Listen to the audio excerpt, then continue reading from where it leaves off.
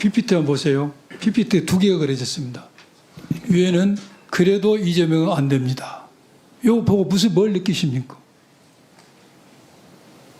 반대하는 의견으로 보입니다. 무슨 반대하는 게?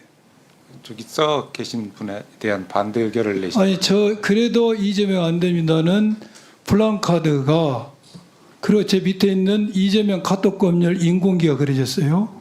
요 플랜카드를 개첩을 해도 된다고 생각하십니까? 개첩은 안 된다고 생각하십니까? 그래서 지금 당장 좀 말씀드리기가 좀 어렵습니다. 다시 한번 봅시다. PPT. 한번 띄워보세요. 그래도 이재명 안 됩니다. 이 플랜카드가 작년 12월 16일 날 처음에 개첩이 됐습니다. 이것에 대해서 우리 선관위에서는 저것은 저렇게 달아놓으면은 표현의 대상과 내용에 있어서 일반이 볼 때 특정인의 낙선을 도모할 인식이 있다고 해서 결국 254조에 의해서 불허를 했습니다. 아시는가요 혹시? 그건 잘 몰랐습니다. 예. 그런데 그 뒤에 일부 보수와 보수 언론과 국힘 의원님들이 문제점을 제기하니까 이거 계셔도 된다라고 허용을 했어요. 허용하면서 취지는 정치적 표현의 자유라고 이야기를 했습니다. 그 다음 PPT 한번 봅시다. 그러니까 처음에 허용할 때는 254조에 의해서 안 된다는 취지야. 그런데 허용을 하는 취지에 있어서는 90조에 가지 않으면은 된다는 취지로 했어요. 그래서 이렇게 선관위의 결정이 들쑥날쑥하면은 선관위 결정에서 누가 신뢰할 것인가 하는 생각이 듭니다. 이 점을 참고하셔서 선관위에서는 결정을 할 때 주의를 할 필요가 있다는 생각이 듭니다. 만약 12월 16일 날 처음에 개시 허용됐을 때 20일 날 이렇게 불허를 했는데 그 뒤에 보수 언론과 국힘 의원님들이 문제 제기를 안 했으면은 뭐 이게 그대로 갔겠죠. 그래서 이게 허용이 안 됐는데 이렇게 결정이 왔다 갔다 하면 안 됩니다. 또 하나는 제가 이 문제를 곰곰이 생각해 보니까 지금 정치적 표현의 자유라고 해서 광범위에 허용을 했는데 지금 탄핵 심판이 인용될 게 사실상 거의 확실시되고 거기에 따라서 조기 대선도 실시될 게 거의 확실시되는 상황이에요. 또한 그러한 특정인이 특정 정당의 대선 후보가 될 것도 거의 확실시된 상황에서 이것이 탄핵이 인용되지 않았기 때문에 90조로 갈 수 없다고 해서 이것을 정치적 표현의 자유로 허용한다면은 탄핵이 인용되고 나서 90일이라는 짧은 시간에 선거를 치르는 이 보궐선거에 있어서 이게 선거에 영향을 미치지 않는다고 보는 것은 너무나 형식 논리 아닌가요? 탄핵 심판 있고 나서 보궐선거가 1년이나 2년 뒤에 이루어진다면은 그런 논리도 가능하지만은 탄핵 심판이 인용되어서 60일 만에 선거를 치러한 상황에서 이것은 낙선, 선거에 영향을 미치지 않는 단순한 정치적 표현을 한다는 것은 너무나 기계적인 해석이 아닌가 하는 생각이 드는데 후보자님 거기에 대해서 답변을 좀 해주십시오. 상황에 따라 다를 수 있다고 생각을 하는데요. 어쨌든 정치적 표현의 자유도 가급적 허용하는 게 맞긴 하지만 어쨌든 한계가 있는 건 분명한 것 같습니다. 그래서 아마 그 선거 상황이나 지금 말씀하신 것처럼 그 개시 시점과 어떤 선거 제 시점과의 질문의 차이- 취지가 이해는 하셨습니까? 예, 어느 정도 이해를 했습니다. 예. 지금 90조에 의하면은 일정한 기간 내에 조건이 붙인데 250조 그 조항을 적용한다면은 탄핵이 인용되고 나서 60일에 선거를 치르는데 그 전에 탄핵되기 직전까지 아무리 비판을 하도 이게 선거에 영향을 미치지 않는다고 해석한 거에 과연 합리적인 해석이냐는 것이죠.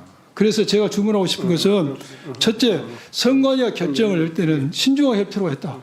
두 번째는 이러한 조항에 있어서도 현실에 부응하게 법 해석을 해달라는 게 제 생각입니다. 예, 맞는 말씀이라고 생각을 합니다. 예, 그래서 저 방금 말씀드렸듯이 현 상황에 따라서 적합하게 법 해석을 하는 것이 또 마땅하다고 생각을 하고 있습니다. 예.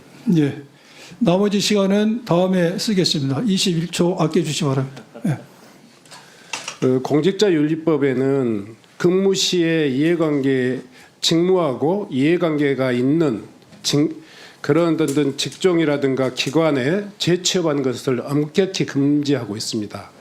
선관위는 선거 관리를 주된 업무로 하고 있는데 그 선관위 그 업무의 가장 중심에 서 있는 선관위 사무총장이 아무런 제한 없이 이 특정 정당에 가입해서 정치적 행위를 한다. 이건 대단히 선관위의 업무의 중립성이나 공정성을 침해할 우려가 있다. 이렇게 생각합니다. 선관위 사무총장 계시는데 그 문제에 대해서 해결 방안을 다음 우리 상임위에 좀 보고해 주셨으면 좋겠습니다. 네, 조금 검토해 보겠습니다. 예, 절대적으로 있어서는 안 되는 일이라고 생각합니다. 네, 예. 아마 법적인 어떤 미비라고 생각되고요. 두 번째 제가 지금 PT 하나 올려주시겠습니까? 준비되어 있습니까? 네. 후보자 이 지금 한번 위에 있는 그 프랑 내용을 한번 읽어봐 주시겠습니까? 진짜 내란의 수괴는 이재명입니다. 어떻게 생각됩니까?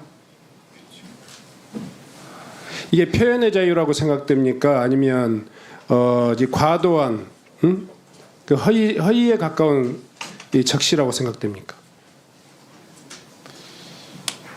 말씀드리기 좀 어렵습니다만 아니 지금 이 상황은 말씀드리기 어렵습니다. 계속 그렇게 이야기하시는데 그렇게 하면 이야기하면 안 돼요. 본인의 지금 소견을 이야기하는 거지 지금 판결을 해달라는 이야기 아니지 않습니까? 정치적 표현을 한 거 아닐까라는 생각을 하고 있습니다. 예. 자, 이재명 카톡 검열 인공기 입고루 이거 표현의 자유입니까? 이것도 마찬가지인 것 같습니다. 예.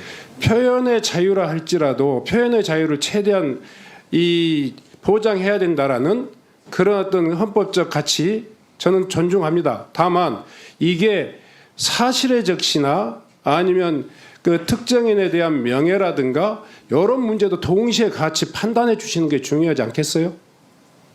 이것이 이런 내용들이 표현의 자유라는 이유로 그냥 무방비 상태로 이렇게 개첨된다면 우리 사회가 얼마나 가치관의 혼란에 빠지겠어요.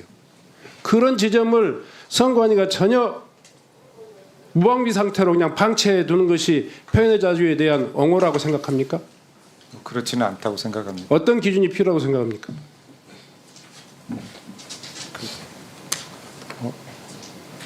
사안에 맞는 합리적인 기준을 세우는 게 제일 중요하다고 생각하고 또 공평한 기준을 세우는 게 제일 중요하다고 저도 후보자의 생각하고 의견에 존중합니다. 표현의 자유일 수 있다라고 하는 이 문제를 저는 그냥 무작정 반대하지는 않습니다. 다만 그 경계선에 대해서 선관위가 엄중하게 관리하고 기준을 가져야 될 필요가 있다 이렇게 생각하는데 동의하십니까? 예, 그렇습니다. 그건 맞습니다. 선관위원이 되시면 이런 표현의 자유를 넘는 그야말로 과격한 폭력적 구호라든가 개인에 대한 인신이라든가 허위 사실이라든가 이런 부분들이 무방비적으로 개첨되는 문제를